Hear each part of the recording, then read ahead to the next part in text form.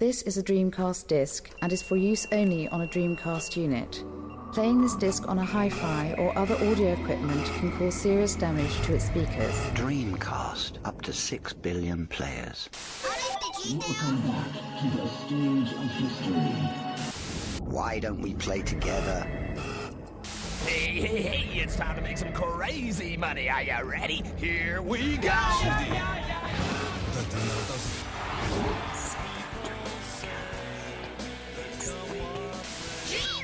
Please stop this disc now.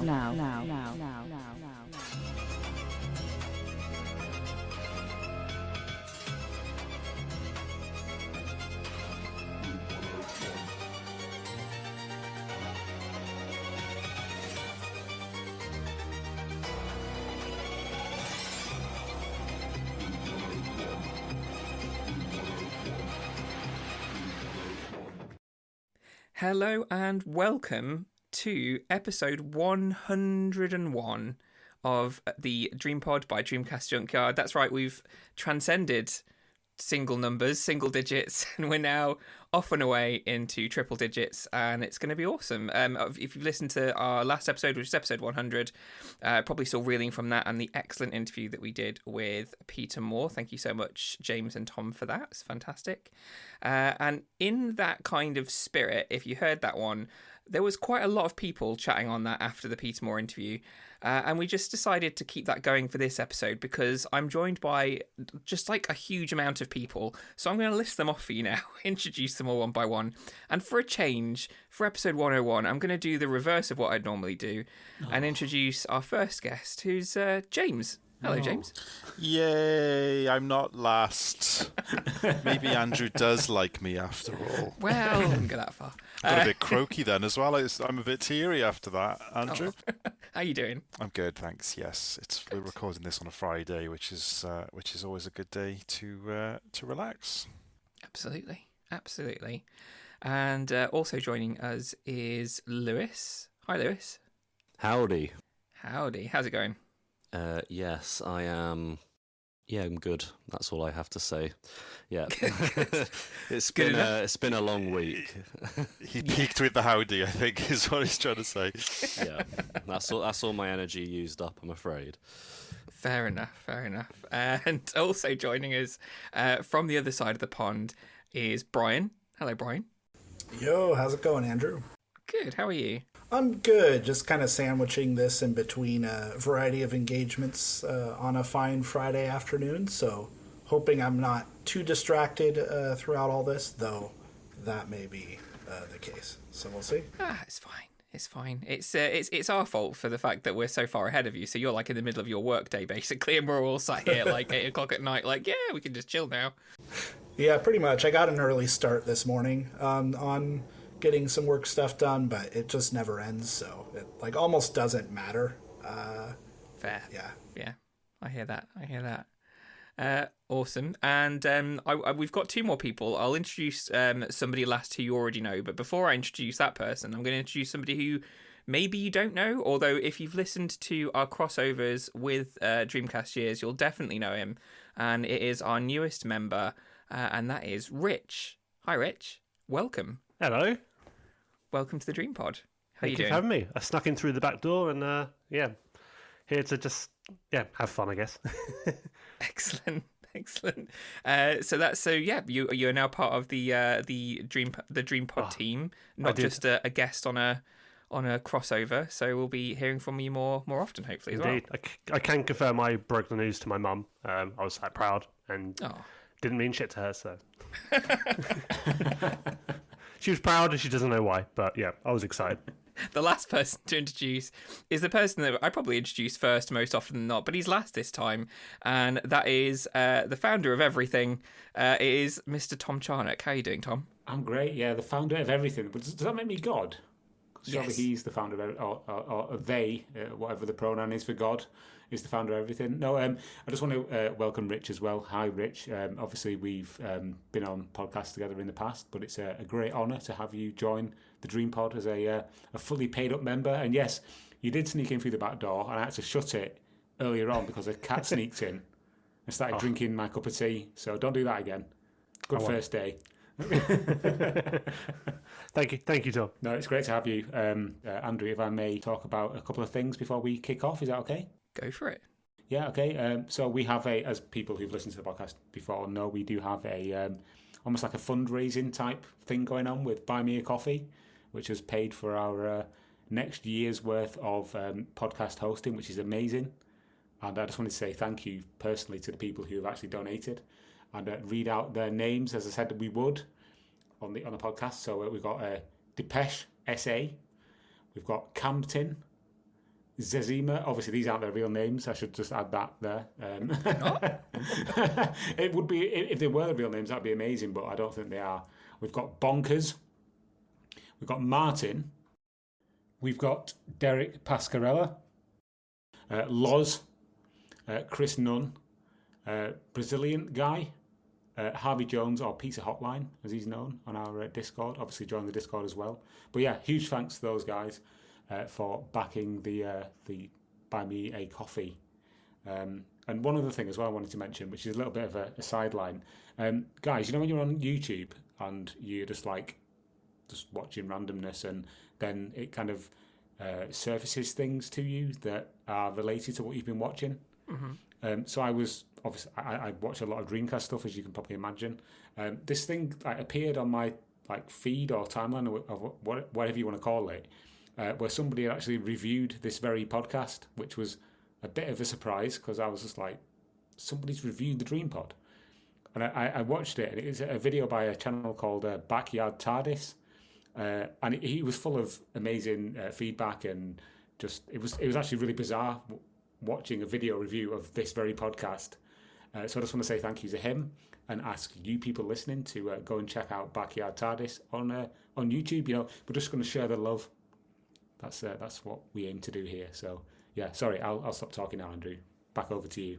For the whole podcast, or just for? Yeah, the whole podcast. Go for it. No, you've got lots of important things to say later, so we've got a whole podcast built around you and everybody else saying stuff. So no, you can speak. It's fine. It's fine. Thank you. Thanks for that. Yeah, absolutely. Thank you very much to everybody who supports us, and that review was awesome. It was really cool to watch that. So yeah, absolutely. Thank you very much for that. Feel free, everybody, to review us. You can review us on your podcast provider, on Apple Podcasts and all sorts. So if you want to drop us a review, a 5-star review would be fantastic. But if you only feel we're 2 stars, that's fine too. I'd probably go 1 personally. But, really? Okay. Yeah. That's just for me. That's just my own personal review for myself. But the rest of you guys, obviously, probably about a 3. Thanks, Tom. At the end of the day, if people think we're a 2 or a 3-star, that's entirely their opinion, though, isn't it? I mean, they're completely wrong, and we'd urge you not to put that on Apple Podcasts. But yeah, you're perfectly entitled to keep that opinion, firmly to yourselves. Indeed. I jest, of course. Oh dear. All right. Well, I think we haven't done for our, so there's too many of us to go around and decide and tell everybody what we've been playing. So we're going to skip that, because that would just be the podcast, really. So I do have a question for you though, which is probably a quick one, and it's just basically from the era of the Dreamcast, which was your favourite magazine? It is really hard to pick, but the one that always comes up top for me is CVG, Computer Video Games, before the big redesign that happened, which was, I think, just towards the end of Dreamcast life. But yeah, that was the one that I always used to love reading, probably because it didn't have much text in it, and it was just back-to-back screenshots on almost every page. And they always did a great April Fool's joke as well. Which was always something to look forward to. Something you like to do as well, obviously. So, indeed. I'll always remember. Was it Ultimate Fighting Universe? Was it? That was the one year they did it. Yeah. I was so excited for that game. I was crushed. I was like, thanks, CBG. It was the Tomb Raider nude one that got me buying a second controller and getting my best mate over to try and tap the beat out to. I think it was Spice Girls, they said, or something like that. Wow. Teenage hormones, boys. Teenage hormones. It's desperation right there. Tom, go on, what was your favourite magazine from this era? So I was thinking that it would just be like Dreamcast related magazine, but if we're going for like the whole lot, I think I would have to go for Total Control, which was a very short-lived magazine. It only existed for like 11 issues.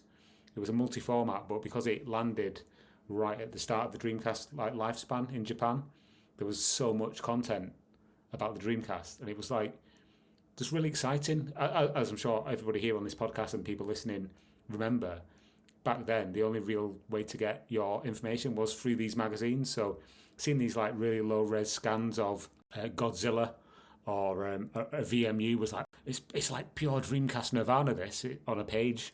Like, how much more information can I get? But Total Control was the one for me, I think.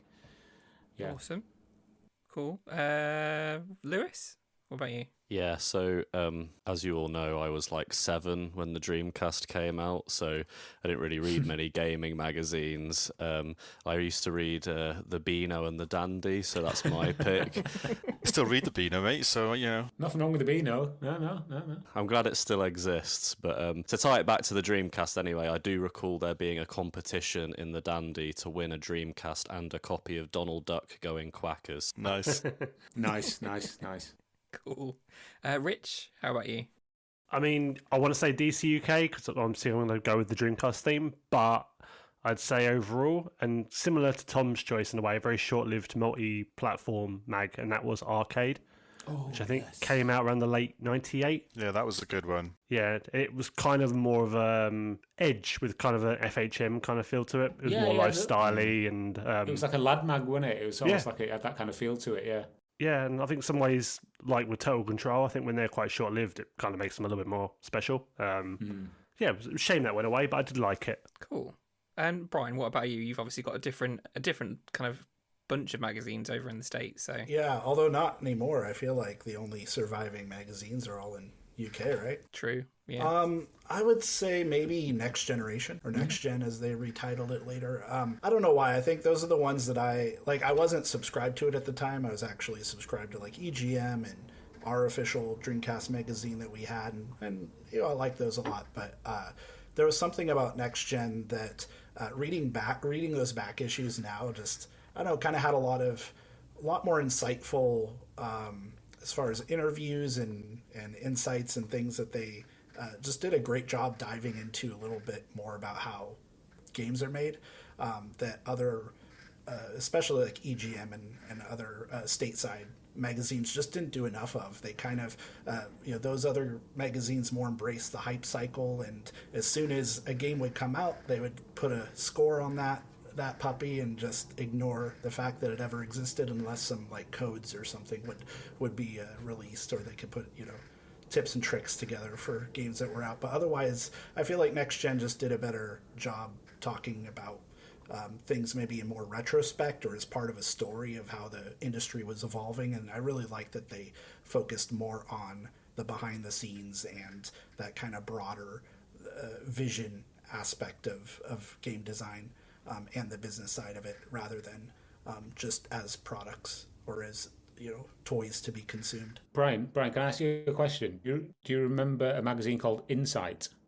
Yeah, with was that what? Yeah, INCITE. Is that the one that had Rock on the cover and Pam Anderson? Yes, and the reason I ask is because every issue was so heavily weighted towards wrestling for some reason. I just thought that was really bizarre, and I used to see it every now and then on the shelves in my local magazine shop. And it just stuck out because it always had like a big muscular man on the front, and I just thought that's a bit of a weird juxtaposition between the other games magazines and then Insight with this like Hulk on the front or something. Do you know what I mean? It's a bit weird. Yeah, I feel like their whole pitch was that it's about the culture of games and people who are influential and their relationship to the medium. And I think their goal was like, hey, it's not just nerds that play these things. See, The Rock can do it. You can do it too. Can you smell what The Rock is playing? I don't know. Go on, Andrew. What about you?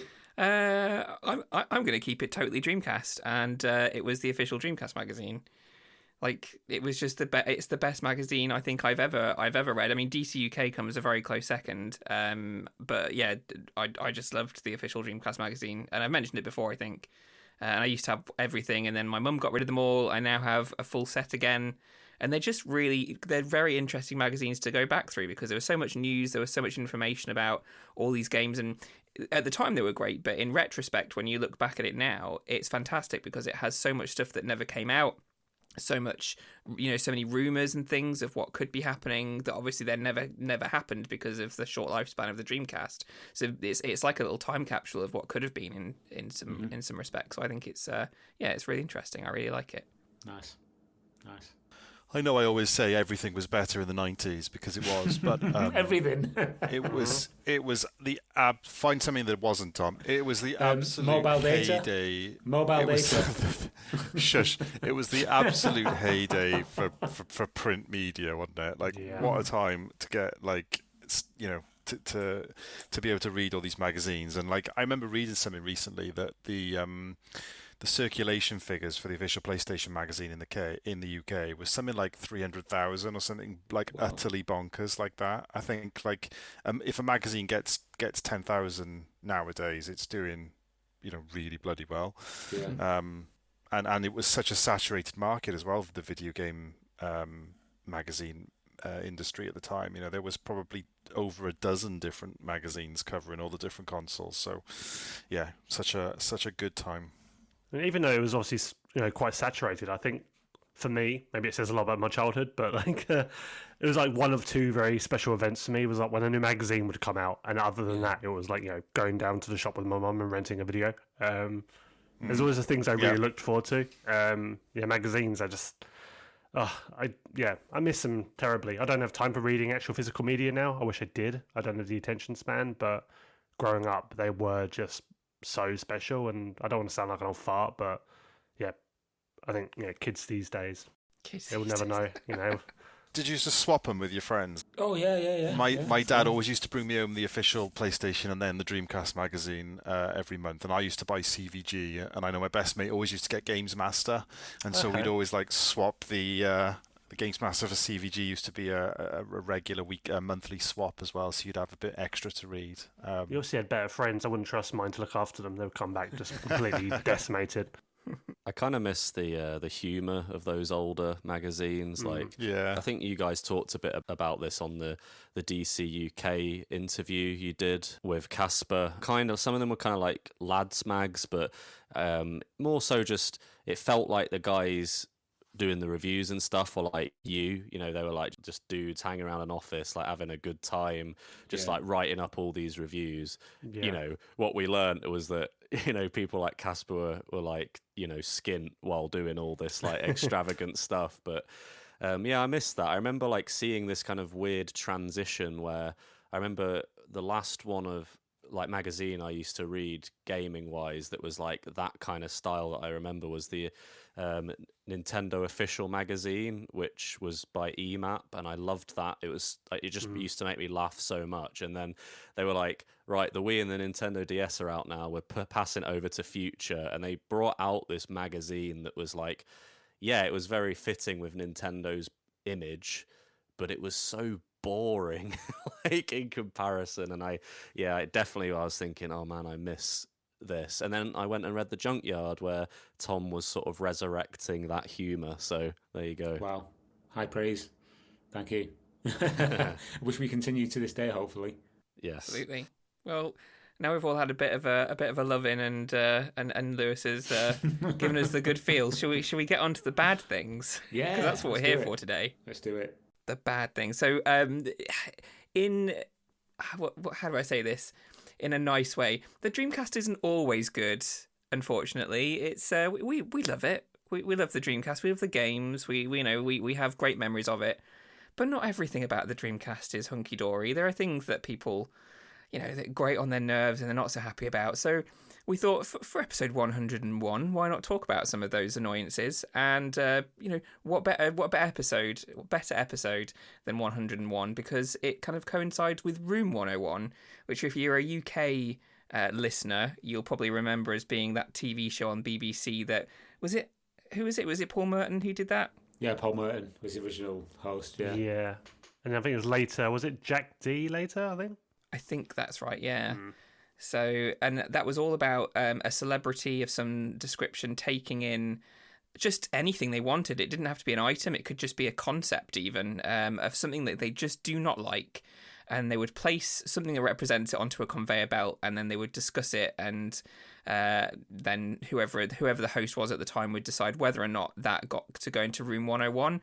So yeah, we thought we'd do a version of that. So what's going to happen is I'm going to act as the host, and I'm going to be the one who decides what goes into room 101. And Rich, James, Tom, Brian, and Lewis are each going to pitch something that they don't like about the Dreamcast, and they think should be chucked into room 101 forever to be forgotten about in the Dreamcast community. And I'll decide whether they make a good enough case for it. So how's that sound, everyone? It sounds amazing. And just to clarify, Room 101 is described on Wikipedia as it's a location whose name was inspired by the torture room in Geroge Orwell's novel 1984, which reputedly contained the worst thing in the world. James Corden? That's weird. Oh. And it was also hosted, the first series was hosted by Nick Hancock. Remember him from? Oh yes. Was it called? They Think It's All Over. He used to host of that. Remember that? Yeah. Yep. People who are not in the UK are like thinking, "What are they talking about?" But yeah. I am blocked on Twitter by Lee Hurst, just so you know. So. Excellent. That's great. Well done. Thank you. I hear he's a horrible human these days. We should. That's definitely a good episode one day, isn't it? Like, who blocked you on Twitter, famous wise, and why? Chris Harris blocked me. That's a good story for one day. I have Lee Hurst and Right Said Fred, so I have a bit of a pattern going on here. I don't know what it is. It's me all slapheads. I don't know why. So.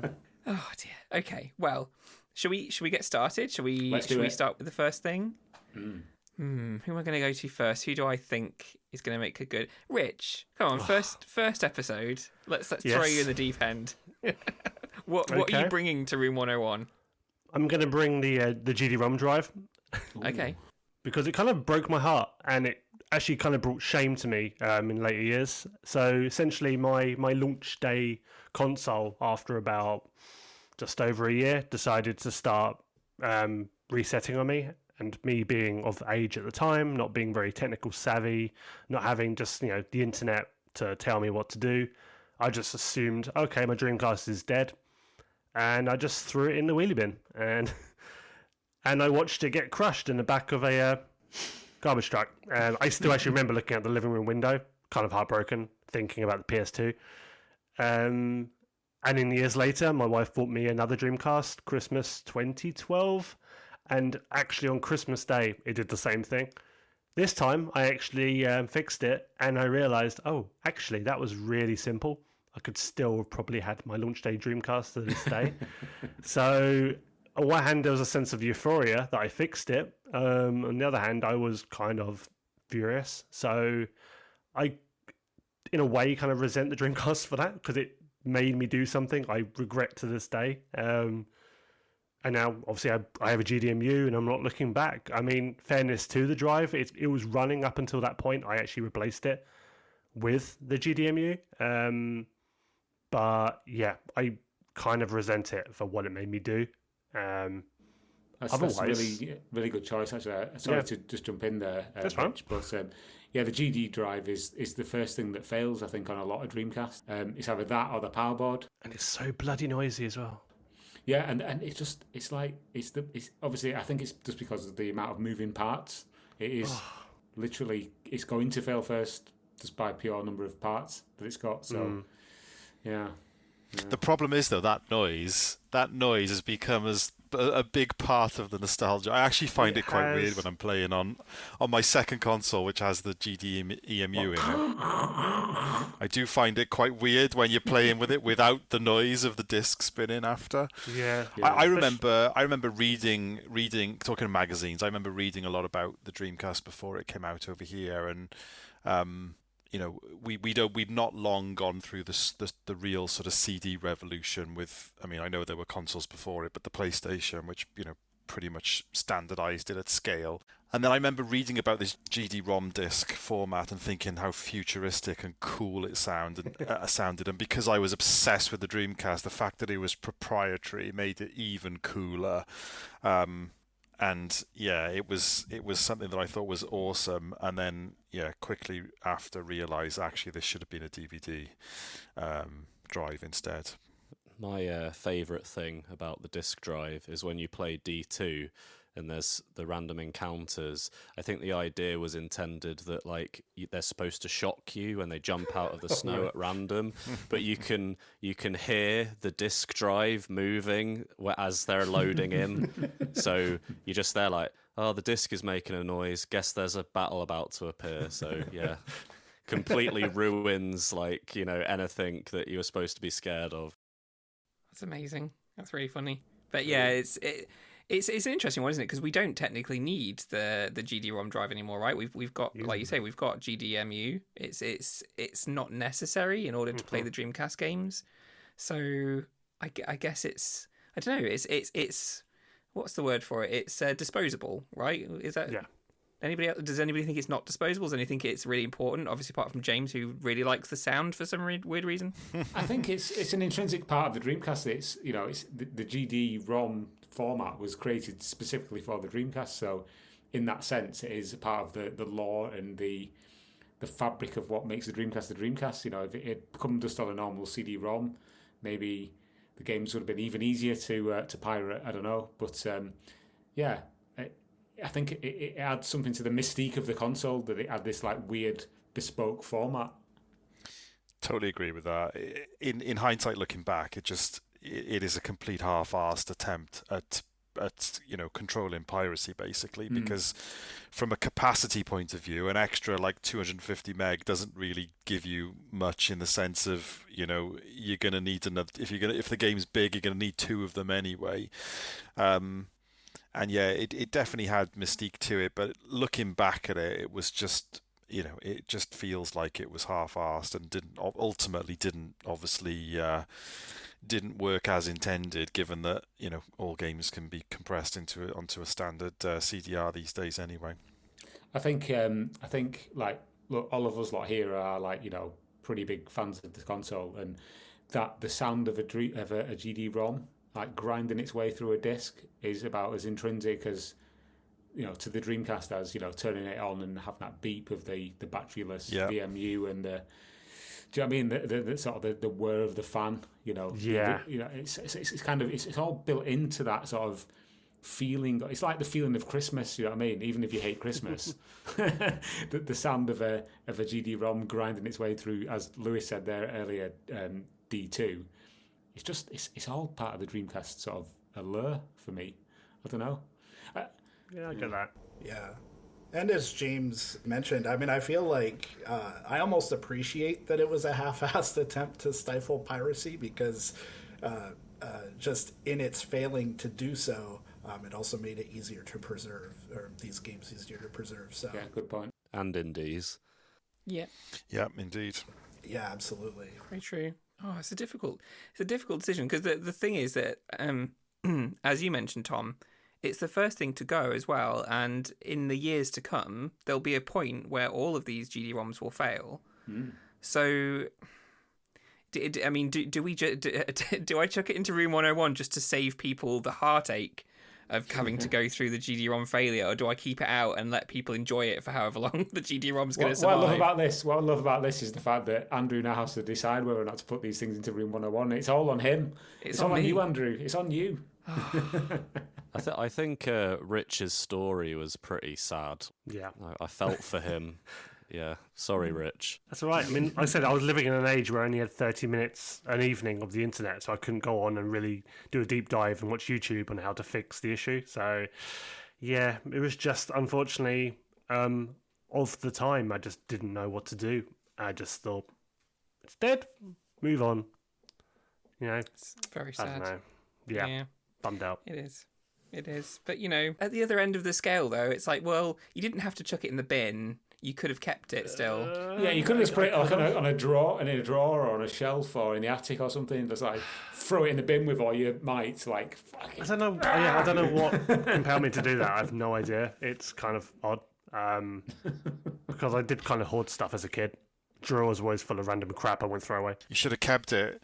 I know. You should have kept it with the knowledge that in 20 years' time someone would make a device that would replace it and allow you to store games on an SD card. That's what you should have done. Exactly. You could have kept it and just kept turning it on and just longingly looking at like the boot up screen, just like wishing you could play a game. Watch my Chef's Love Shack disc just sitting there static. And I don't know. Yeah, I made a poor decision. So maybe that speaks more of me than it does the GD-ROM drive, but yeah, it upset me at the time. So I'd say chuck it into the fire. So there's a fire now. Yeah, there's a fire. Yeah. We'll have a fire as well. Yeah. Okay, to burn all the things we decide to put in. Okay, fine. Do you know? I find it difficult. I really feel for you, Rich. I feel that was such a difficult thing, and. But the thing is, then you got one in 2012, and the drive worked perfectly fine up until you replaced it a couple of years ago. So, wait, it failed on Christmas Day, the day I got it. But then you fixed it, and then it worked fine. I did. But I had a scare. But yes. Yeah. So. I don't know. I think although it was a bit of a traumatic event in your life, I don't think I can stop other people from enjoying the sound that the GD-ROM makes, and also all of their disc-based games. On that basis, I don't think I can put it into Room 101, unfortunately. Fair enough. Does that mean Rich has to go into Room 101? I forget the rules now. It's been so long since I watched this show. I can't remember how it goes. He's got a shorter-lived tenure than Arcade Magazine. Ta-ra, Rich. Nice to see you on the Junkyard. I will say one argument for throwing it into 101 is just the fact that it impacts a lot more people than probably the other things that we're going to mention today. Yeah. And how many people are not like as entrenched in the Dreamcast community and are willing to pursue those alternatives like GDMU and all those, whose Dreamcast just stopped working largely because of the faulty disk drives or GD-ROM drives, and then they just give up on the platform and never play it again, forget it. The Dreamcast just becomes, nothing. And so that, to me, might be tough, because I do have a lot of friends who used to have Dreamcasts, and as soon as they stopped working, they're like, oh, okay, my PS2 works. I'm going to play that instead. Yeah, really good point, actually, yeah. That's a good point. I don't think it sways me enough, because I think that the nostalgia of that, the fact is you could replace it if you wanted to, but if I chucked it into Room 101, there would be no GD-ROM drives whatsoever. Yeah, that wouldn't be great for everybody. So I'll stick with my decision. As good of an argument as that is, I'll stick with the decision and staying out. Yeah, I think it would have to happen in along with somebody deciding to make a Dreamcast on a chip or something. Where you have that all built in, and then it's like, okay, cool, you get that out into the world, and that's cheap and easy to play. Then nobody needs GD-ROMs anymore. Very true. Well, then I guess all the games would be obsolete, and then what would you do then? Well, you could do what Logan Paul did and just kind of put them into a thing and pour epoxy over them. A coffee table? Ugh. Can you imagine all of the loads of PAL cases with the discs and the manual still inside, just epoxied over, so you can never get to them ever again. At least the cases wouldn't be damaged, so that'd be good. So. True. You could have like 12 copies of Spirit of Speed 1937, just like in epoxy. You've done that, haven't you, James? It's on my list to do. We were talking about this in the group the other day. See if I can cause more outrage of, doing stuff with my own personal property. Yeah, true. Talking about PAL cases... Let's move on to our next person, and that would be James. Hi, James. Hello. The suspense is obviously killing everyone, but I'll be putting PAL cases in room, or putting it onto the conveyor belt with the hope it goes into Room 101. I hate the things. I hated the things back in the day, and I hate the things now even more. And especially when you compare them to what the Japanese and US market got, I think they should just rot in hell, to be honest. They're a collector's nightmare in modern times. Most of my original cases, and I'm pretty careful with my my games. Like I've got a load of N64 stuff that's like mint in the cardboard box, and those have lasted the time better than a Dreamcast case.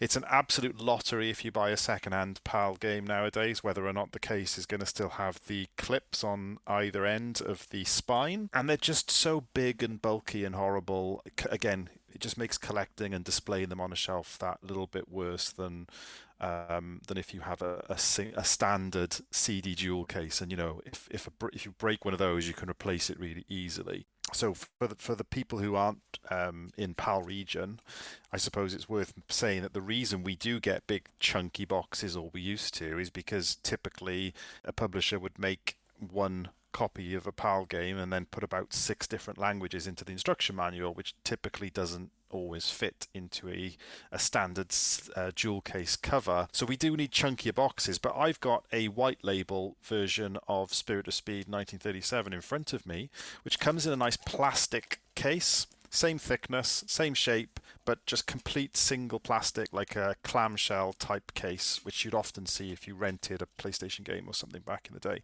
Doesn't break, lasts the test of time, and it probably cost about a quarter of what it cost to produce the standard monstrosity PAL case, if I said enough yet. You've said quite a lot, but no, I know the case you're talking about as well, because there's the kind of things you get from Blockbuster, right? And they'd be like blue and yeah. When I used to rent PlayStation games, they used to come in these, and they're literally just, like I said, same shape and size as a standard PAL case, but a single clamshell. Still looks perfect now, compared to what we used to have. And it used to really bug me the way they used to make the boxes with 2 CD things in it, where most games obviously only had one, and they're just ugly, aren't they? And super fragile. Yeah, I agree, James. To be honest, I think one of the worst things as well is as the games sort of age and the plastic ages, the spindle inside where the disc goes, they also snap off quite easily. So you like you said earlier, you buy a game off eBay or from an online retailer, and it turns up, and you can shake the envelope, and you can hear it all rattling around inside. And you're like, that's the spindle gone. So you open it, and it's like, yeah, the disc is just smashing around inside the box. Like, brilliant, thanks Sega for that. It makes me wonder who designed that box? Who designed that case? Where does it come from? Like, it's something I've never been able to find out. It's so odd. The structural integrity of it is just not it. Like, another thing just about the because James was mentioning, like, the reason we had to have the sort of bulky design was due to the large manuals with loads of languages in it. But there's games like I've got a copy of Alone in the Dark where there's various versions of it.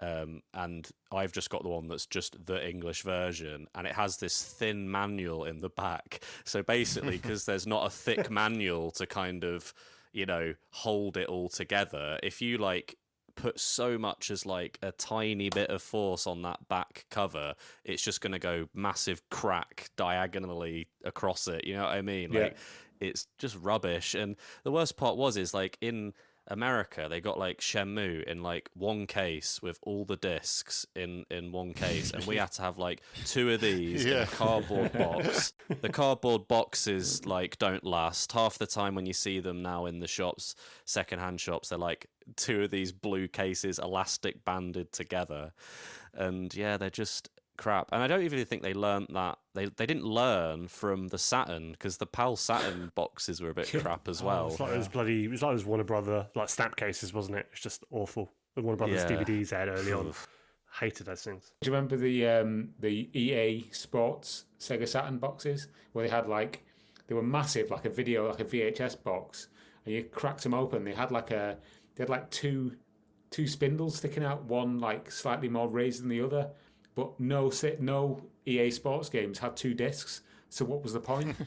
Sorry, it just came to my mind then. The other really minor thing that really bugs me about PAL cases is if you look at a load. I'm looking at my shelf now, and I can see about 6 different shades of blue from the spines of them. Yeah. And it's not because some of them are made by Sega and some of them, it's like I can see, I'm looking at Phantasy Star Online and Sonic, and they've got a different color, just an off color blue. spine, which is just if you're going to do a job, do it properly, guys. You know, some of them just have plain text in different fonts. And then some of them have actual logos. And then there's that famous game, NFL Blitz. Yeah, there's nothing. It's just blank. It's like they didn't think it was relevant to like give each other like the Pantone colour for the actual box colour. Like, yeah, it's just blue, lads. Just blue. It's just blue. I did, however, I did hate the PS2. I hate standard DVD cases as game cases as well. So I hated that whole, like, from PS2 until like recently. I hate DVD boxes as well because they're grim and too big. But you know, you look back at the PlayStation and how did they nail a CD box straight away that needed to be a bit bigger compared to what then followed with Dreamcast? It's not. It really isn't something that they needed to mess up so badly. Do you remember when the PlayStation first came out and a lot of the games had that cardboard kind of box? Well, they had that. I've got a copy of, I think it's Warhawk, came in a cardboard box that wasn't long. It was the same size as a standard CD case, but it was hinged cardboard. And I think after that initial batch of launches, they kind of went then to the plastic cases. They started using normal CD double cases for a while, didn't they, in PlayStation? Yeah, I know they did that in the States. Yeah. I love those cases. I always thought they were pretty cool. Tomb Raider's a double, yeah. Yeah, and Doom as well. Doom, yeah. I mean, maybe it was kind of rose-tinted glasses at the time. It was like launch day and all. But I remember when I went into Electronics Boutique on launch day, you know, pre-order receipt in hand. And I remember seeing those blue cases on the shelves, like all the launch day titles. And at the time, I was like, these are cool. These are going to be fantastic. I'm excited. And obviously quickly learned my lesson. In a way, that's kind of an endearing memory for me. I always think like how... At least kind of, I thought they popped at the time, and you know, they literally would actually physically pop later and just, you know, break on the floor. Yeah, but that's the problem. I think they do look really pleasing, and I think I really like the PAL brand of Dreamcast anyway. Like, I think it was so ahead of its time, the minimalistic box art that they did for the actual console and the accessories and the blue obviously theme going across into the games. But it's like, I'm just trying to open one now and just opening this thing is just so much of a faff. Like, you've got to hold it, pinch it with two fingers on either end. It's just, chuck it in, Andrew, please. Yeah, please do. I remember my friend, the guy I used to like visit, who had a Dreamcast, and all of his boxes, and this was like during the lifespan, they were just all smashed. Like, just because, you know, especially when you're a kid as well, you don't care about stuff as much. Like but then when I was collecting it, I honestly, the way I open these boxes, it was like fine china. Whereas now I don't care if I get a box that's like, you know, got a crack in the back or something. I just want the game now. I've kind of like got past that sort of like thing with it, and I'm kind of like happy that I've gotten past that. But I know for a lot of people, like, it's like really annoying. I can remember going into Game Station when I was like rebuying everything, and they'd have like so many Dreamcast games on these shelves because nobody wanted them, and you could like literally look down the spines, and you could see which ones had the hinges still intact. And if you had like multiple copies of the same game, you'd be like, hinges, that's what hinges. I'll take that one. You know what I mean? It was like, leave the ones back on the shelf that don't have the hinges intact. Because the hinges, as you say, and James, were the first things to really go on those boxes. It's just such a weird, like, sort of weak point. The final thing I'll say on it all, just to bring it into contemporary times, and another reason why it should go in, is I'm not a huge collector of physical stuff anyway. I mean, I do buy Dreamcast games for the nostalgia and games I want at the time. I like to own Dreamcast games, but if I was American, I think I would be 10 times more likely to try and collect a full set of Dreamcast games than I am if I'm coming from PAL region, because, as I mentioned, it's going to take up half the amount of room. It looks 10 times better on a shelf, and if you've got any bad cases, you can just change them out with something brand new. So, yeah. I'm so torn on this because I get it. Like, so many of my PAL cases are broken. I've moved so many times in my life, and every time I move, another one will break, you know, just for being in a box. You don't even have to be rough with it, it'll just break. Just look at it. It shatters as you look at it. Exactly, yeah. I'd quite like to know what Brian thinks of these cases, because I believe he has some. Yeah, I suppose I just don't have a strong opinion either way. And also my experience is colored by the fact that I only have like 6 or 7 to have to care for. And I think they look great. I agree with aesthetically. I think they look really fun, and it's kind of nice to have that section of the shelf next to my Japanese Dreamcast games and below all my North American ones. And I don't know. I think the 3 together kind of look fun, and I do like the weird, spine thing that's very bulky, and then also how the Dreamcast logo takes up like half of or a third of the box art, which is maybe I don't like that so much, but I don't know. They're fine. They look fine. I don't really play my physical discs if I have those games on my GDEMU, so I don't really risk breaking them too much. I also I do a lot of my Dreamcast playing on my CRT TV, which I think doesn't work as well with like the 50 hertz PAL stuff. But if I hook it up to VGA or something, then they're fine. But yeah, I don't know. I don't really have a cohesive, like, strong opinion one way or the other. One last annoying thing about these cases, and I know everyone will know this, when the card on the spine like folds in. Oh yeah. Yeah. You've got to take it apart just to push it out. Yeah. I've got one like that on my shelf, and I can't remember which one it is now. But yeah, I know exactly what you mean. But I think there's like sometimes it gets to the point, I think, Andrew, you said about this, where like you can't actually get it to stay put. It just keeps folding back in. Luckily, I've not had any like that. But yeah, that sounds well annoying. Yeah, I've got a copy of Jet Set Radio that the spine will not stay up against the plastic. It always bends down. No matter how much time I bend it back, it's like, I can still see it. It's there. I can see it from where I'm sat. It's bent back now, and it's just annoying me.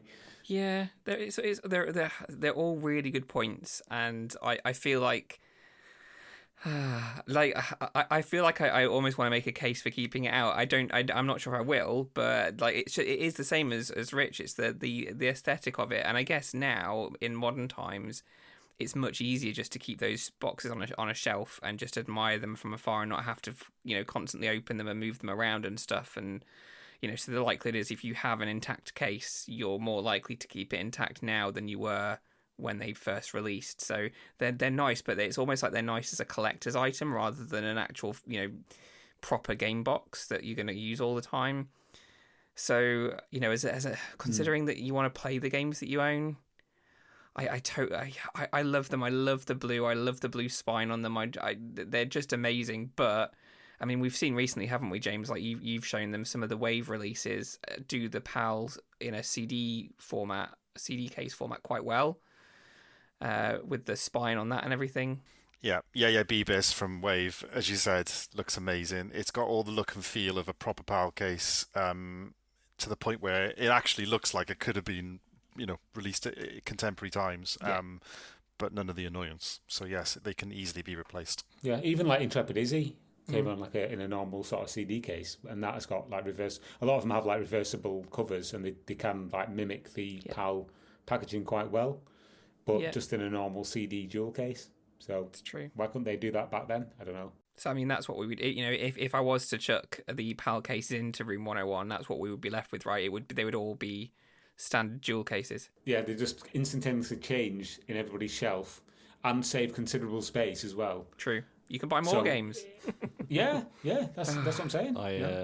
I say we chuck it in, but with the sort of caveat that Tom has to track down the person who designed them for an interview. That'd be interesting. Like, why did they have to look like this? Why couldn't you have just used the CD case? I don't know. Somebody made that decision. It would be really interesting to ask them why and what, because everything in our sort of physical world has a designer behind it. Somebody sat and drew that sketch that came out with that box. I suppose the 90s was proper edgy, wasn't it? It's like, let's make an edgy design that breaks as soon as they unwrap the cellophane from it. Yes, I mean, in terms of aesthetic, it's lovely, and it fits so well with the rest of the branding for the console in Europe and Australia. It just looks right, but in terms of being a functional game case, it is not great. So, with regret from me, because I like them so much, I'm gonna throw them into Room 101.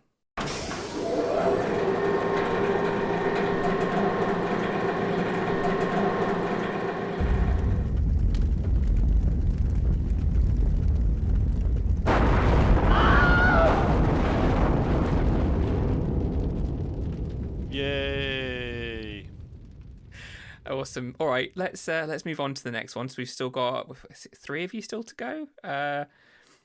Tom, come on, Tom. What do you want to chuck into Room 101? So my choice is PlayStation 1 ports to the Dreamcast. And I just want to clarify this by saying it's not all PS1 ports.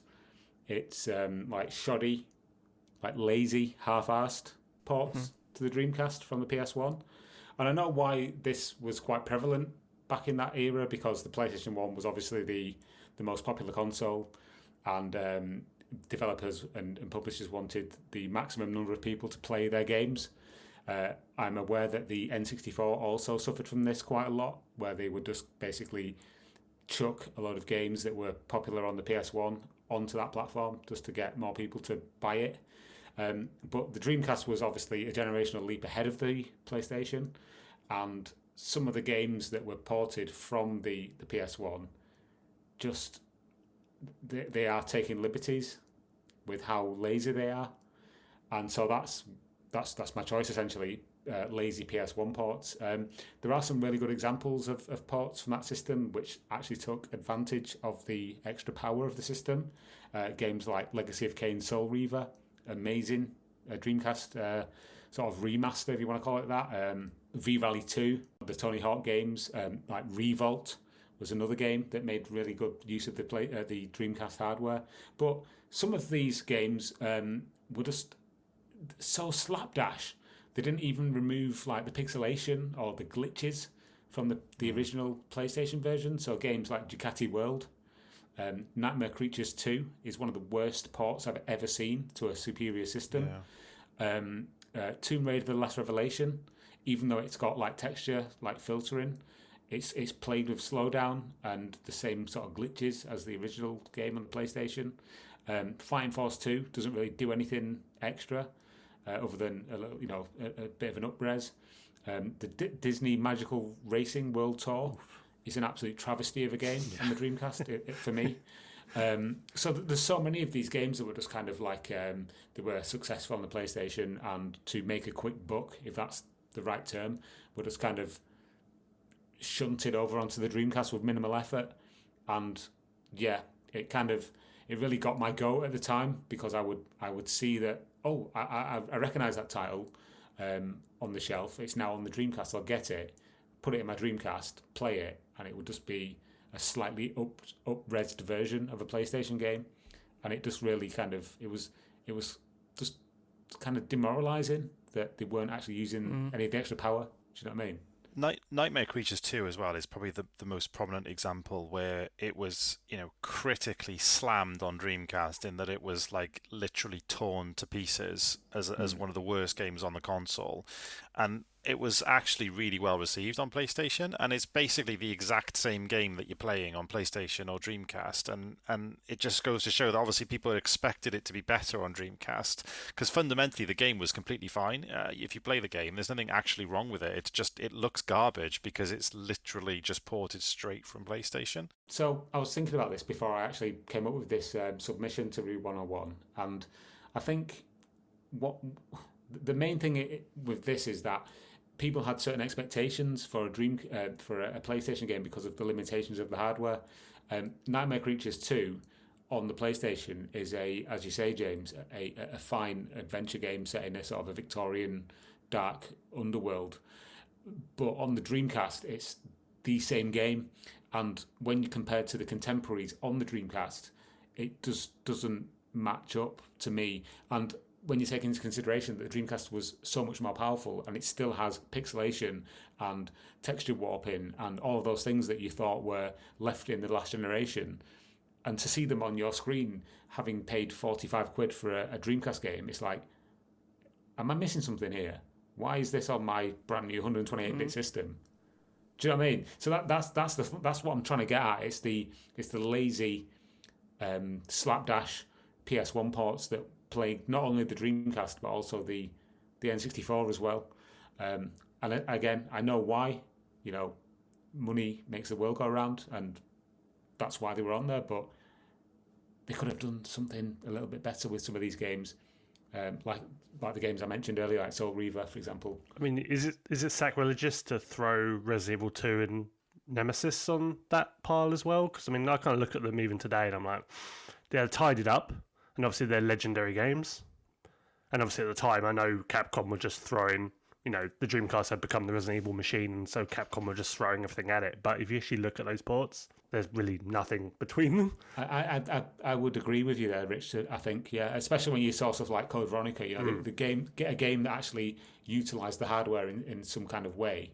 Yeah, I know that they've been sort of re-released on other consoles since then, so like the GameCube, etc. Yeah, with no real kind of enhancements. So I think that's maybe a slight outlier to what I'm trying to get at. But yeah, essentially. Even so, though, I think looking at Resident Evil 2, that wasn't reviewed anywhere near as highly on Dreamcast as it was on PlayStation, and I think actually they did up-res the character models, but didn't up-res the backgrounds from memory, which actually made it look a bit worse because obviously it makes it stand out a bit more. But yeah, I think the same really applies for those games. Maybe not to the extreme of things like Nightmare Creatures, but yeah, I think like you said, Tom, you can understand why devs did it at the time. It was and developing for any new console or relatively new console is always high risk, and I think for the Dreamcast especially, I'm pretty sure that most development teams were kind of one eye on the PlayStation 2, but just wanted to make sure they had coverage on Dreamcast as well. And yeah, things like Nightmare Creatures, it was just easy just to chuck a port over and be done with it. Fighting Force is another one that you mentioned, just horrendous. It's weird, like in this current era of gaming, you've got the Nintendo Switch, and then if somebody ports a game from the PS4 or the Xbox onto the Switch, and it's like sort of seen as this amazing technical achievement because they've managed to put it onto lower hardware, whereas back in the day it was the other way around. It's the Dreamcast is this new really newfangled system, but we're still playing games that look the same or sometimes worse because the hardware isn't as do you know what I mean? It's just a bit weird. People telling me they're playing Witcher 3 on Switch, and it's like, why? Surely you have a device that can play that with some degree of competence than trying to soldier on your Switch with it when it looks like absolute trash. Yeah, but can you play it on horseback on anything but the Switch? Yeah. No, I don't know. It's almost like we've gone sort of weirdly kind of anachronistically backwards, where they were trying to put games from an inferior system onto a superior one, but they actually look worse. Whereas now we've got an inferior system in the Switch, actually having really good ports of games from superior systems. Alien Isolation apparently looks a lot better on the Switch than people remember it being on the PS4, which is incredible. So. Yep. Yeah, I stand by that totally. Final thing I'd say on the PlayStation argument and in favour of it not going into Room 101, sorry Tom, is that I think actually there's a case to say there's a lot more good PlayStation ports than there is bad ones in this category. I think you mentioned a few earlier, but there's others that you can think of which just you just play a lot better and look a lot better on Dreamcast, and I think for that reason alone, I think we have to stomach the fact that for every Rayman 2 or Legacy of Kain, you're going to have a Roadsters or Nightmare Creatures. Yeah, no, that's a very fair argument, and it's not lost on me the fact that this really is just kind of almost like a personal kind of vendetta against those games that I played back in the day, expecting them to be enhanced versions of games I'd seen or played previously, and then to just be sort of slapped in the face with a pixelated mess or texture warping, something that I didn't think I would ever see in a Dreamcast game. So yeah. I get it. I do get it. I think the problem I have with the Dreamcast, as opposed to something like the PS2, is that it has such a small library of games that it feels if you were to remove those, you're removing a little part of its personality. Whereas, if it was the PS2, there are thousands of games on that thing. So if you were to remove all the bad ports, you still have hundreds and hundreds of great games, right? But for the Dreamcast, you have so few games that removing all these bad ports, they're still playable games, or some of them anyway, at the end of the day. So it's giving more choice. So I don't know, it just feels like, although I agree that there's some terrible ones out there and the developers could have done such a better job, it's almost part of the charm of the Dreamcast that they were there to some degree, and also the fact that you have these extra choices of games to play. Just don't deprive me of my ability to play Snowcross Championship Racing. Come on, that's a good game. That's a good game. That's a good game, suppose. It is a good game. I was playing it the other day. I'm like, the handling is awesome. It's like very front. It's so unique. It's very front heavy, like I would expect a snowmobile to play from the cockpit view. It's amazing. Oh hell yeah! No, it's good. I like it. It's really good if you take your contact lenses out when you play it. You get the blizzard effect, and it sort of skewers the graphics of it. Sorry, Tom. I'm not gonna put it into Room 101. I'm gonna leave that out. I think we should just for the sake of some of those better games and the fact that we'd be reducing an already small library down even further. I think those games need to stay in the library. That's fair. Yeah. Good. It was a good pick though. I totally understand. So yeah, good one to decide to bring in. Let's move on then to Brian. What's your pick? Yeah. So I was really torn on this because it's not something I actually dislike or have anything against, at least attitudinally. But the official Sega Dreamcast controller or gamepad is just not something that I am able to use for very long before it causes not necessarily mental anguish, but certainly physical pain. And that was part of my interpretation of Room 101 as well. I haven't seen the show, but at least from the Orwellian sense, the thing that sparks the fears and torment of our this is a very personal pain to us, and for me, that personal pain is rooted in the Dreamcast official controller. It's fine. I liked it growing up. I could use it.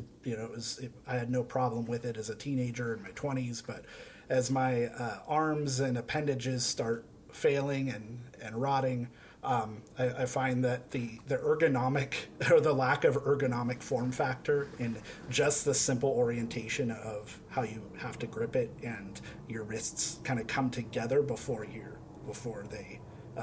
hands go up or under your hands, rather than how most conventional controllers nowadays just kind of settle into your palms a lot more naturally. Turns out that little difference makes the difference between me being able to play a game for an hour and having to stop and just being like, holy crap, my wrists are burning, versus being able to play a game all day, which I can do on pretty much any other console with a more competently designed or more ergonomic controller. So that's really it. I mean, I know there's a lot of other stuff. The analog sticks, they kind of wear away and haven't really held up as well.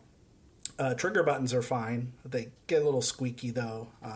There's always that awkward having the VMU ports there where the cord has to wrap from the bottom of the controller to wrap around in that little notch, which sometimes doesn't always hold. So there's the D-pad sucks, of course. There's those quirks, but those don't bother me as much as just my inability to use it for extended periods of time, which has made alternative controllers the SD or Wingman SD, where you can use modern controllers on the Dreamcast. Some of the Total Control products where you can use Saturn arcade sticks and Saturn controllers and PlayStation controllers. And then what else? I actually like the Mad Catz DreamPad a little bit, just the form factor wise. I feel like it feels really good, and with the thumbstick, I just think that's really precise, and I really like using it, especially for racing games and action games and stuff. But so it's the official Sega controller. That's it. I mean, I don't have any ill will towards it. It's just not something that I can really stand for very long it just keeps me from being able to enjoy the games as much as I'd want to when I use it. That's a fair enough reason to bring in. I'm just wondering if we were to, it's just throwing it out there. If we were to put this into Room 101, what would we use to control the Dreamcast with? Any other controller. Okay. I mean, I'm a staunch Wingman user now. I haven't looked back after that. I love it. Absolutely love it. Seriously, yeah. Use any controller you want with the Wingman. That's awesome. I'm gonna step in here and defend the Dreamcast controller, Brian. Sorry. Like I said, no ill will. No. I expect most people like it. I just can't use it. I mean, I wouldn't say I like it. It's just the fact that I don't really dislike it, and it's because probably I went directly from an N64 to a Dreamcast back in the day, and having used the N64 sort of tri-pronged controller for so long, going to the Dreamcast, it just felt so much better than that did, if that makes sense. So yeah, I am comparing a fairly bad controller to another bad controller in a sense, but yeah, it just felt so much more kind of ergonomic. Because back in the day, I was never a PlayStation gamer. I never owned a PlayStation until later on in my sort of gaming career, if you want to call it that. So having played on a Saturn, then an N64, and then a Dreamcast, I didn't really know any better, if that's a good defence. And then suddenly having this like sort of dual-triggered like wonder in my hands with a VMU stuck to it, and a nice analog stick as standard, it was like over here on the left as opposed to in the middle. I just found myself, I'm a defender of it, just because it represents such a period of my life. I don't know. I've got quite big hands, so I always liked the size factor of the Dreamcast controller, and it never bothered me that I never felt uncomfortable using it. But obviously there are a couple of well-documented annoyances that Brian has kind of touched on already, and obviously the biggest one of those is the controller cable coming out of the bottom rather than the top, that just makes it really awkward to use. I remember being blown away by the triggers. Actually, Brian mentioned, sort of touched on them a little bit, and as a racing game fan, that was quite revolutionary, really, to be able to use those instead of having to. I don't know if you guys remember playing racing games like Gran Turismo and stuff, having to hold down X to sort of accelerate. Your thumb would go numb after a while, and then they brought the dual shock controller in where you could use the second stick as your accelerate and brake, and I didn't really ever get on with that very well. So using the triggers was huge for me. But one thing I always found quite interesting was, again, going back to magazines of the day. I don't know if you guys remember, like in the Nintendo magazines and the PlayStation magazines and everything else, when they used to review all the other accessories and controllers. Yeah. And it was like, regardless of whether the magazine was official or unofficial, the official control pad would always get like 5 stars as the kind of the gold plate standard, as there's nothing better than this, and if you do need to go and get something else. And I just always remember that was never the case for the Dreamcast. And funny enough, I found one of the Christmas editions of the official magazine the other day that had all of the accessories, and even that didn't give it 5 stars. The official Dreamcast magazine gave it 4 out of 5, I think, as far as a rating is concerned. And I guess if you can't call your own controller perfect, then you're probably not on to a winner. Did it give a perfect score to another one? Was there another third-party one? I'll have a look. I've got the magazine here, so whilst everyone's talking, I'll go back and have a look. But yeah, pound for pound, I really liked it. But I think a lot of that is my nostalgia seeping through. I think if you think back to console launches back in the 90s and early 2000s, the controller was a big deal, wasn't it? Getting that controller in your hands out of the box for the first time was like, that was the first connection you had to the console. And I just think it was so different to what I was used to. And coming again, like Tom, I had an N64 and a PlayStation before the Dreamcast, and comparing the stick on the N64 controller to the stick on the Dreamcast was like going from, well, it's just night and day different. The Dreamcast is so much more comfortable to use. So yeah, tons of flaws about it. It's by no means perfect, but and I've said this before on this podcast and others, as a gamer that plays retro games because I like the nostalgia that's involved in them, for me it's all about using original stuff. This is why I don't use a modern controller on Dreamcast, and why I don't like using emulation. There's no doubt about it that Xbox One or Xbox Series X controller is one of the best controllers ever made. But I still don't want to play Dreamcast games with it because I don't get the same feeling when I'm playing it. So, yeah, it's not perfect by any stretch. Lots of flaws, but it's it's the original, and I wouldn't have it any other way personally. Can I make a straw poll here of people who, when you play your Dreamcast, does your right thumb kind of search for another analog stick? Do you miss it? Yes. Yeah. Only the other day, actually. And you know what? I was thinking of this, and I was thinking to myself, especially when I'm playing racing games, when you're not using the four coloured buttons, and I was thinking to myself, did I used to hold a pad like this before I was used to 2 analog sticks? Because I basically put my thumb flush on the controller and like to the left-hand side of the 4 colour buttons on the controller when I'm just using the things. So yeah, it is weird. And I think if you're going to criticise it at all, that's got to be one of the reasons to criticise it, the fact it didn't actually have a second stick on the controller, because it really hampered a lot of games. I completely agree. I feel like for all the ways that Sega was forward thinking, it's really funny to look back on all the ways it wasn't. And that was certainly one of them. It's like, yeah, the PlayStation had already had, the DualShock out for a while. And yeah, the fact that Sega didn't quite think about that as a way, especially with all the PC ports and shooters that were kind of coming onto the platform that they were really pushing with on that side. It's like, it seemed like it would have been a no-brainer, but oh well. Yeah. So to answer Tom's question then, so they gave the Dreamcast controller 4 stars. They didn't give anything a higher rating, actually. And they said, not the most comfortable joypad ever created, and we've got blisters on our fingers and thumbs to prove it, but it does the job. Jeez. That was their description. Wow. And they gave the Mad Catz Dreampad 3 out of 5. Is that the massive one? It's not the AstroPad. Like, the AstroPad is the biggest one, but yeah, it's certainly bigger than the official controller. Yeah, I had one that we used to call the dinner plate because it was so big, and nobody wanted to use the dinner plate. Like, I'm not using the dinner plate. You can use it. You can have your tea on that. Skipping to the modern day, what's everyone's thoughts still on the Striker DC? Are you still using it? Do you still like it? Because I've kind of fallen out of love with it a little bit. I know a lot of people are having theirs break. Yeah. Is that the one that was kickstarted? That's the Kickstarter one, yeah? Yeah, my trigger buttons have broken twice. Oh, really? I mean, they're really good about sending replacements, but I mean, when it keeps happening, it's like, I don't know. I just don't think it's worth the effort. So what else? So the triggers fail. How do they fail? Do they just the springs go or something like that? Kind of. There's like a little, I don't know, a part that locks them into it's like a notch that locks them in place, and then the spring is kind of behind it or inside the trigger button itself, but that little pole or whatever that goes through the notch will just snap off.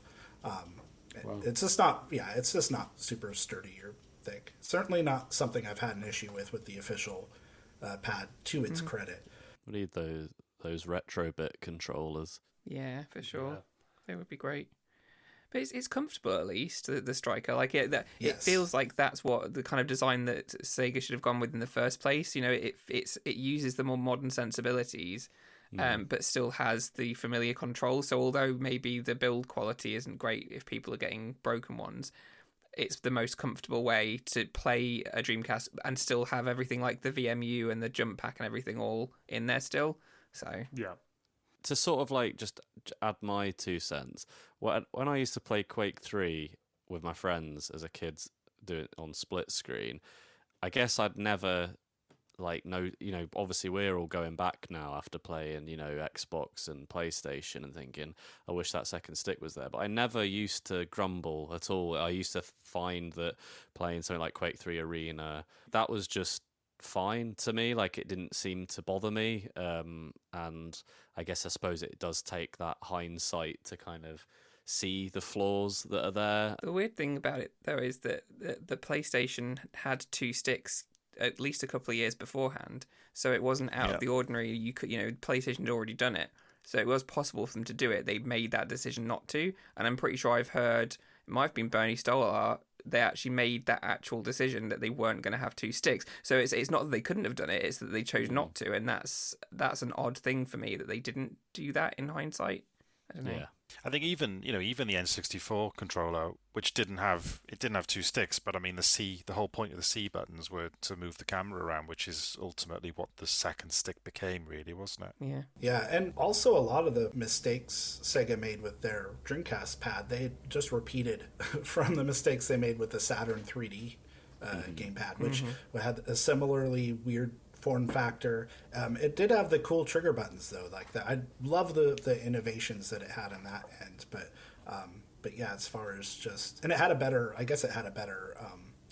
D-pad as well, although not as good as the original, the Japanese style Saturn controller, which was phenomenal all around and still is for 2D games. But yeah, the analog stick also like had a similarly, like, I don't know, bad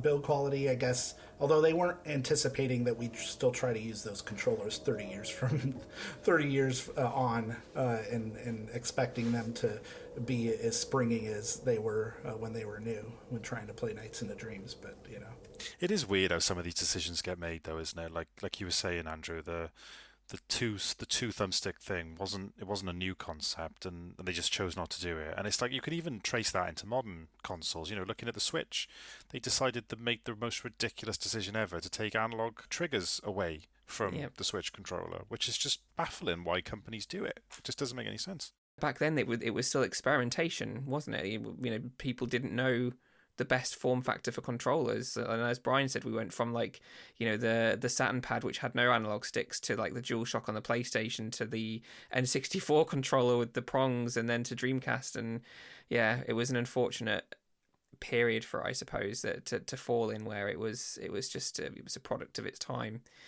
But I don't know. In terms of putting it into Room 101, I don't know. Without it, I mean, so all the third-party controllers have the ability to use VMU and stuff like that, right? And obviously the Retro Fighters one does as well. So we wouldn't be missing out on that kind of without having it there. I don't know. I think it's an intrinsic part of the Dreamcast experience. I don't think I can throw it in. I don't think I can do it. So similar principle as the GD-ROM drive. I think so, yeah. Room 101's looking a bit threadbare at the moment. It is, isn't it? Like... Yeah. So I just chuck it in just for the hell of it. No, because then I'm never going to play on my Dreamcast ever again. So all of a sudden the value of Mad Catz controllers goes skyrockets on eBay overnight. Oh God, no! I'm sorry, I love the Mad Catz controller. Best start stocking up on them. Yeah, you can still get them new for like $20. Wow. Yeah, but they it's just terrible D-pad. Build quality is so. They revised them later on though, so that the newer ones you get are actually quite a bit better, quality wise. But I just think it feels it's just a comfortable controller. That's all I can say. But it does suck in a lot of ways too. Yeah. Well, at least you've got the choice. And we're not throwing the official pad in there, but you don't have to use it. So that's the reason, I guess, for not putting it in. Just don't use it. It's fine. All right. Well, we've got one more person to pitch their Room 101 thing, and that is Lewis. So, Lewis, what do you hope to get into Room 101? Kind of going off what Rich was doing, but I'm casting my net wider, or I suppose, targeting more. And that is, I hate the Dreamcast hardware, the actual box, like what's inside. I love the way it looks. I don't mind the controller. I love that it plays all these amazing games, but I just hate how just temperamental it is, and there's a load of reasons that I can explain. I just want to give a thing I remembered when I was talking about this, telling you what my pitch would be before, Andrew. And I remember there's this YouTuber, I presume he's still pretty big. I don't really watch him anymore, but he's called Peanut Butter Gamer. And he did a video on the Dreamcast, and this is a guy who mostly covered Nintendo stuff. He had this video where he's like, I'm gonna get a Dreamcast. It's he got what was going on with the Dreamcast and how cool it was. He's like, I'm gonna get one. The first episode was him getting his Dreamcast and trying to fix it because it was like not working properly, and this is just what we're dealing with. Like, and I remember like sitting there and he's like, yeah, the discs won't load, so you have to like open it and like clean these pins, and I'm there like, no, that's for the reset problem, you're doing it wrong.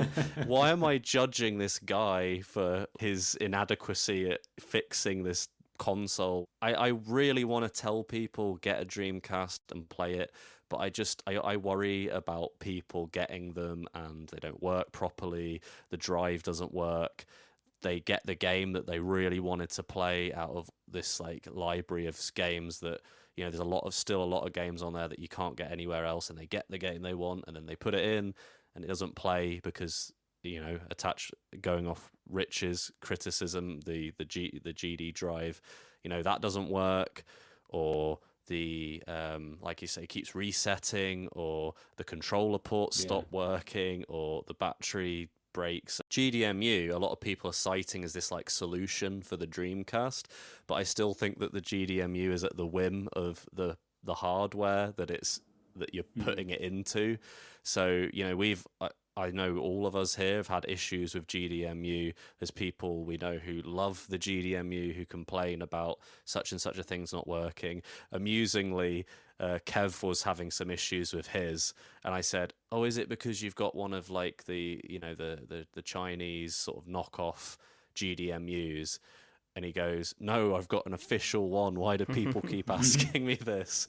And so even him, who has like a proper official GDMU, he has issues. And, you know, I don't even necessarily think it's because of the GDMU. I think it's because of the Dreamcast hardware itself. And I think a lot of hearts have been broken, such as Rich's, when he had to bin his Dreamcast. And yeah, it's like, I have a lot of consoles and I've never, ever, ever, ever had issues. I know people have to turn their PlayStation 1s upside down and their Saturns break. I've never had any of these problems. All of my consoles have always worked. They've always ran perfectly. It's only the Dreamcast that has caused me problems. And, you know, I have a few now. I had more than I used to, and I seem to have problems. But then people go, I've never had a problem with mine, and it just makes me grind my teeth more, because it's like, why me? Why have I got the bad Dreamcast? But yeah, I want it in room 101, and we're going to rely on the community to come up with one of those, what they call like the Retron, but like a Dreamcast version. You know, let's get one of those out, or like an analog. Need to do a Dreamcast so we can play all our games without all the heartache, basically. So yeah, that's my grumble over. Very, very heartfelt grumble as well. And I have to say, I completely agree with pretty much everything you just said, Lewis. But one of the things people don't realise is when I do an article on the Dreamcast Junkyard or take a video, for example, I take the screenshots myself or do the video recording myself, and I have a bag of Dreamcasts that I have to, basically, it's almost like rolling a dice. Which one will work on this particular day? Maybe try keeping them on a shelf, not in a bag, mate.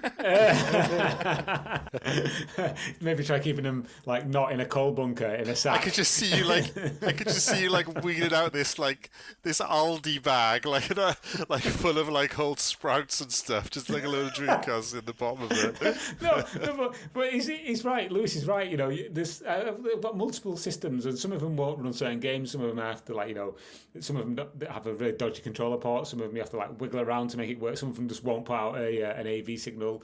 To be fair, most of them are like Frankenstein systems with different parts from different consoles in them. But yeah, I mean, they fail. I mean, let's be honest now.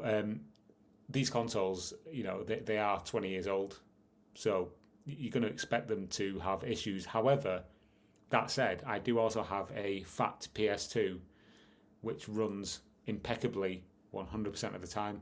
So I can see where Lewis is coming from here. So that's just my, again, 2 cents. I don't know, maybe they dropped the ball with the Dreamcast hardware quality-wise. Who knows? Unless you've owned a Jaguar CD, I don't think you can call it a bad design.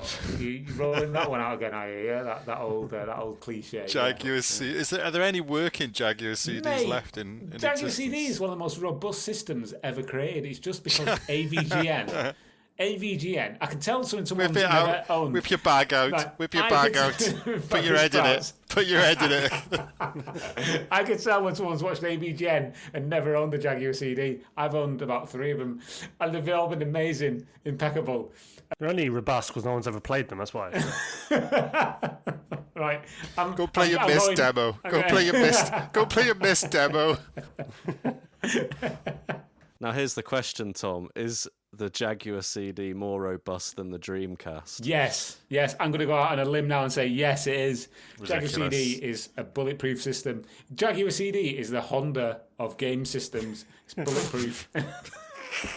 And this was the last episode of the Yeah, DreamPod. only fitting that that a Dreamcast celebration or a podcast that celebrates the community of the Dreamcast and its history would throw the Dreamcast itself into Room 101. One thing I do want to add to everything that Lewis had said, the CMOS battery.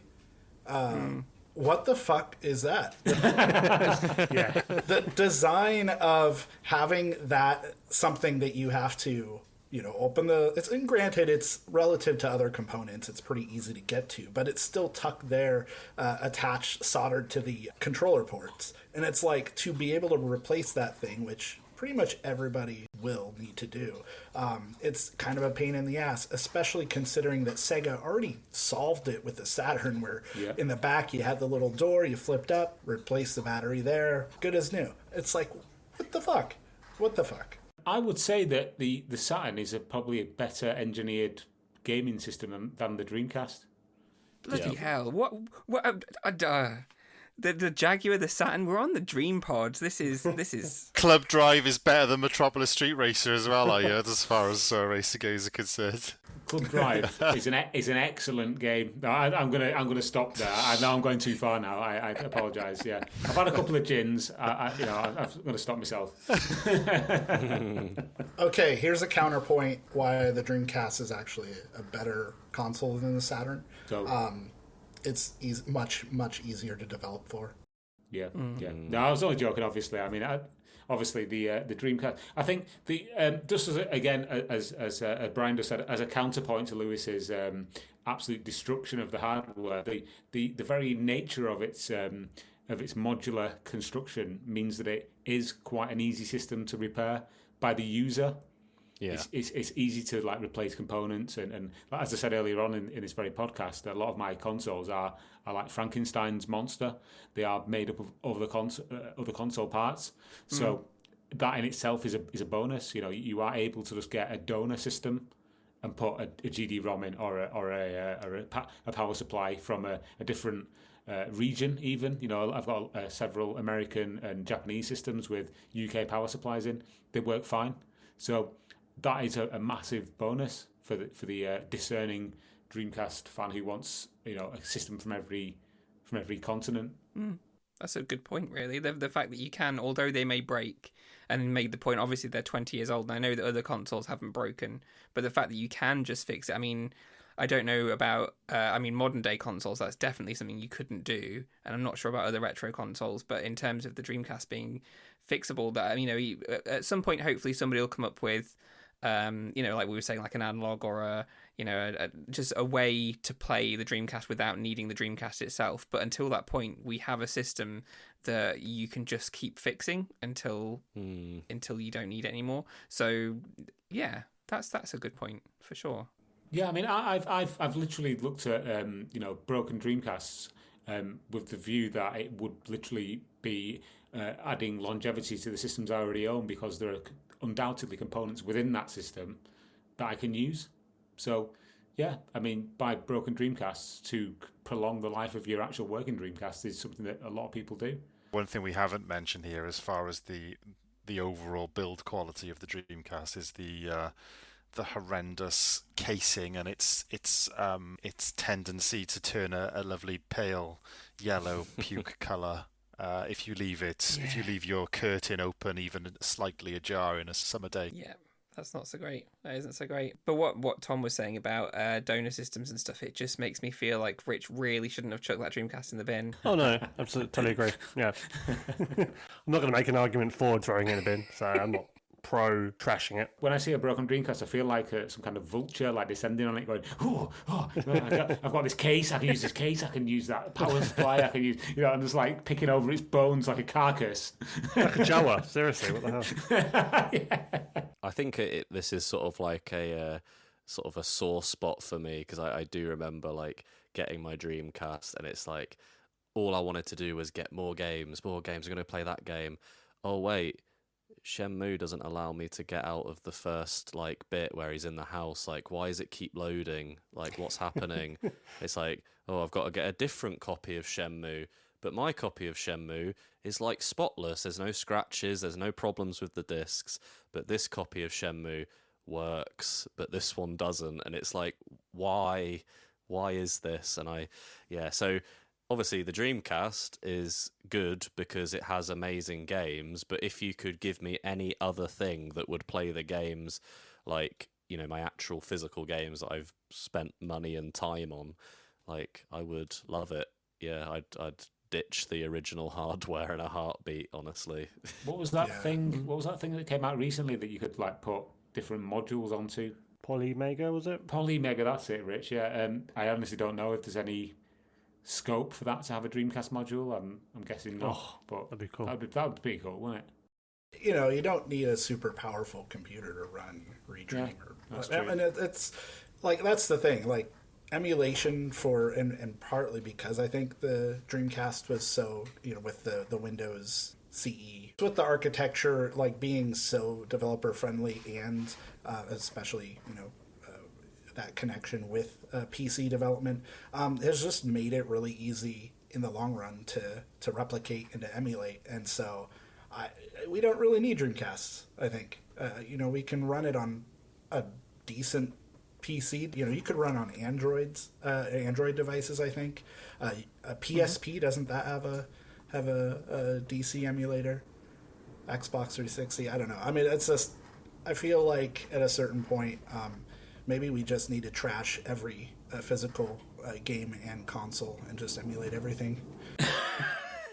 Andrew, put the Dreamcast into Room 101. Everything, just everything, all of it, all physical shit. Just throw it in there. We don't need it. It's cluttering all of our shelves, all of our just screw it. I mean, we've already put the cases in, so might as well throw the discs too and the hardware. Yep. And and the controllers. Yeah. See that? But I'm such a proponent of physical media that I feel like I'd be like lynched if I threw the Dreamcast into Room 101. That would be terrible. It'll be liberating, actually. You'll be surprised to find. You sound like a man of experience. Have you also chucked your Dreamcast away, Brian? One of them, but I also have 4 others, so it's like, right. What am I really sacrificing? Just 4 more to go then. Yeah, just 4 more to go. I say we all move on to the Dream case. That's the future. Yeah. Ooh. Any advocates for the Dream case? No. I almost got it, and then I saw you had to do some soldering, and I was like, nope, I'm fine, thanks. Oh, is that the metal thing? Yeah. Oh, that was the horrendous, Didn't Kanye West have one or something? Yeah, no. Yeah. Wow. I saw something to do with Kanye West and Dreamcase. I was like, I'm done. I'm out. I made a very random joke on an episode saying I think Kanye West would have one of these, because my joke was intending to mean he's the kind of person who'd have something so extravagant and ridiculous, but my joke just kind of went into this rambly story about how me and him are going to hang out one day and discuss Dreamcast. So, yeah. If you're listening, Kanye, please, hit Lewis up. He'd love to talk about Dreamcast with you. Sorry, Tom. He goes by Ye now. Oh, he got I his do name apologise. Officially changed. Okay. Oh, sorry, Ye. This is Lewis's number. It's 07. All right. Well, I mean that's the last one, and I feel like we have been light on throwing things into Room 101, But I think Tom's point about being able to basically cannibalize other Dreamcasts to fix it, I think that sways me not to put it. I'm a really bad host of this. I should have been throwing things left, right, and centre, shouldn't I? But Andrew, should we have to fix it? Is the question. Yeah, and every Dreamcast we cannibalize is one less Dreamcast that somebody else in the community can enjoy. Like we're not getting more Dreamcasts over time. So the solution is no one should have a Dreamcast. No one should have a Dreamcast. That's the only way we can save it from itself and expand the community infinitely, is to just let go of the physical realm. This hasn't really gone to plan, has it, this episode? It's like, everyone throw your Dreamcast in the bin and smash all your games up immediately. But keep the controller. Keep the controller. Oh, goodness. No, I can't in good conscience throw that into Room 101, unfortunately. So I'm not going to put that in. I think maybe what we should do, though, is ask our listeners, especially if you're on Discord, to let us know what you would have put into Room 101 and not, and if there's if you think the decisions that we made today were correct, or if you'd have made a different decision. So yeah, definitely let us know what you would have put in there, and what your choices would be. That would be interesting to hear for sure. I think, Andrew, by not putting these things into Room 101, you've actually become the saviour of the Dreamcast, technically. It's true, yeah. That was my plan all along. Now it makes sense. I will leave you with a bit of trivia, actually, that the Dreamcast did actually inspire the Kanye West song "Keep My Spirit of Speed Alive." Oh, of course, yeah you're right. Andrew, actually, I'm curious. I mean, you did gather us here to throw our most hated Dreamcast-related items into Room 101, which you then in turn didn't let us do. But what would you put into Room 101? I decided to fall into the judge role for a reason, because I just don't think there is anything. Like I find good in most things, which is probably why I didn't throw many things into Room 101. But I don't know. I honestly cannot think of anything that I would put in there. I really can't. I'm struggling. Sonic Adventure. There you go. End of story. No arguments there. No. I will say, all jokes aside, if the only thing we're putting in is the PAL cases, I'm pretty happy with that. Yeah. Maybe we should do another one of these with some different people at some point and get some more things into the Room 101. Perhaps we'll see.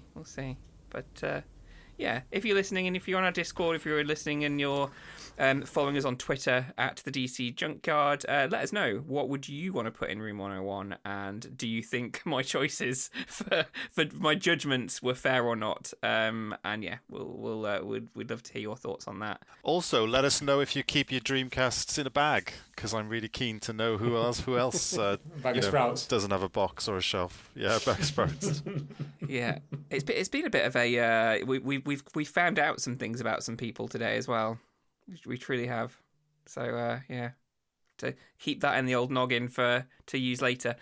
So yeah, that's it for this episode. It's been a fun one. I've enjoyed debating the darker side of the Dreamcast, the things that we don't particularly like about it, because we're always so positive about it. And like anything, like everything in the world, there's always a bad side to things, always things that we don't particularly like. So it was good to discuss that for a change.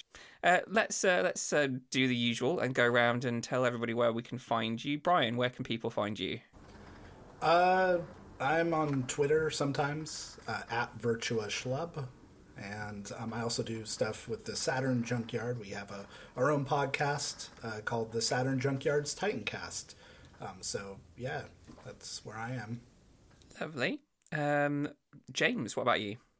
If you want to listen to me ramble about the Miami Dolphins, motorsport, and occasionally Dreamcast stuff, you can follow me on Twitter, which is at AgileHarvey.